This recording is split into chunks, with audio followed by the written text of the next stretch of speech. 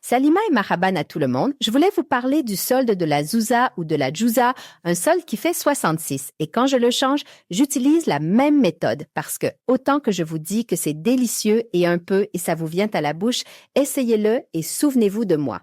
Zouza Prestige, vous pouvez le remplir avec du caramel, avec le type d'huile que chacun choisit. Allons-y au nom de Dieu avec les ingrédients et la méthode. Comme d'habitude, j'ai tout laissé en détail dans la boîte de description. Vous pouvez faire des captures. J'ai pris 200 g de beurre avec 100 g de sucre en poudre, 2 œufs entiers, je les mélange avec 500 g de farine. J'ai 10 g de levure chimique et un sachet de sucre vanillé ou de vanille liquide. La première étape importante est de tamiser le sucre en poudre pour éliminer les grumeaux, puis on ajoute directement le beurre. Pour le beurre, il faut le sortir à l'avance du réfrigérateur pour qu'il soit mou. Je les mélange bien avec le batteur au début à faible vitesse pour éviter que le sucre ne sorte du bol.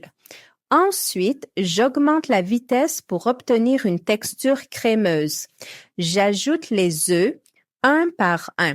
J'ajoute le premier œuf et je mélange bien. Ensuite, j'ajoute le deuxième œuf avec de la vanille liquide ou un sachet de sucre vanillé. Je mélange à nouveau avec le batteur pour bien homogénéiser notre mélange à chaque fois afin de m'assurer que tous les ingrédients sont bien mélangés ensemble.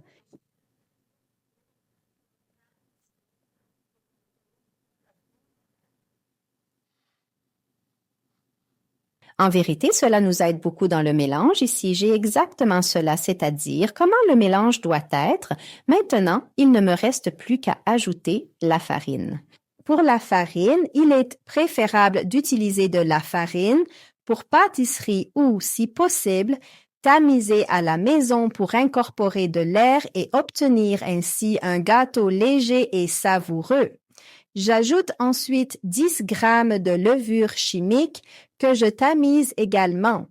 Et après, il ne me reste qu'à rassembler à la main, bien sûr, la pâte. On ne la pétrit pas. On mélange simplement les ingrédients ensemble. J'ai utilisé exactement 500 g de farine. Voici la consistance qu'elle doit avoir à ce stade. Je ne vais pas l'utiliser pour commencer à former la pâte. Il est important de la laisser reposer au réfrigérateur pendant environ 1 heure et si nous sommes pressés, bien sûr, nous pouvons la mettre au congélateur. Ainsi, cela prendra moins de temps. Une autre chose aussi, si on est pressé, en ouvrant de cette manière, on ne la laisse pas en forme de boule pour que le beurre ne se raffermisse pas rapidement. Pour la pâte, il faut au moins 1 heure au congélateur ou une petite heure comme je l'ai fait ici dans le réfrigérateur ordinaire. Je l'ai sortie après qu'elle se soit reposée pour commencer à former des boules. Pour les boules que je vais former, leur taille sera un peu plus grande qu'une noisette. Bien sûr, nous pouvons utiliser la balance pour que toutes les boules soient identiques.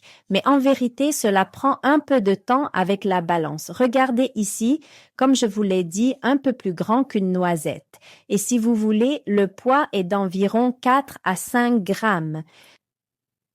Je forme toutes les boules. Je les utilise toutes, je les forme toutes. Ensuite, je commence à cuire dans la poêle parce que ça cuit très vite avec nous, surtout quand on utilise une machine électrique. Si on utilise la machine traditionnelle, ça prend certainement plus de temps.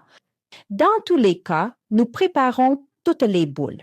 Ensuite, nous commençons à cuire parce que, comme je vous l'ai dit, ça ne prend pas beaucoup de temps pour lever et fermenter de cette manière. Donc, si vous ne pouvez pas tout faire, vous pouvez sortir la moitié de la quantité et laisser le reste au réfrigérateur pour éviter qu'elle ne fermente. Et bien sûr, cela dépend de vous. Certains la préfèrent blanche, d'autres aiment la cuire un peu plus. Personnellement, j'aime qu'elle soit bien cuite, un peu rouge, donc j'ajoute un peu de temps. Ensuite, après que ça est cuit, on prend directement le gâteau parce que, comme vous le savez, le beurre, au début, quand il est un peu mou, le gâteau peut avoir des bords en trop qu'on enlève. On peut cuire le gâteau, on commence à nettoyer notre gâteau, on le laisse refroidir, puis on commence à le nettoyer, on prend une passoire.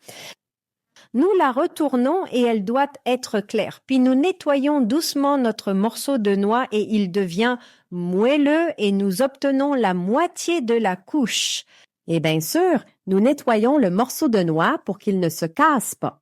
Bien sûr, ce surplus peut être utilisé dans des desserts, comme dans un cheesecake ou dans une verrine. Et regardez, la texture est vraiment moelleuse et belle pour la garniture. Avant de commencer, j'ai préparé le caramel en prenant du lait concentré sucré que j'ai cuit dans l'eau pendant 1 heure et demie dans une cocotte minute et en moins d'une demi-heure, c'est prêt. J'ai ici une crème pistache. Cette crème est très délicieuse. Je l'ai cherchée longtemps et je l'ai utilisée dans plusieurs recettes. Je l'ai préparée avec vous et j'ai laissé la méthode de préparation dans la boîte de description avec des ingrédients très simples. Ici, nous mettons le caramel. Je mets ici une noisette que j'ai grillée.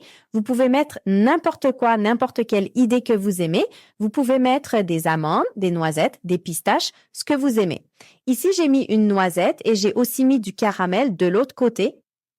Et ceci est le pistache. Pour faire un rabbin pour le pistache, je vais mettre un morceau de pistache, bien sûr, aussi pistache grillé. Le pistache, comme tout le monde le sait, ne doit pas être trop grillé. On peut aussi ajouter du caramel avec.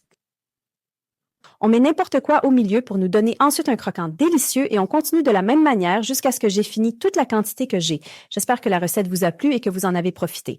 La chose la plus importante, c'est que j'attends que vous l'essayiez et que vous me laissiez votre avis dans un commentaire. Je vais interagir avec vous comme d'habitude et je vous laisse sous la protection de Dieu. Bon appétit!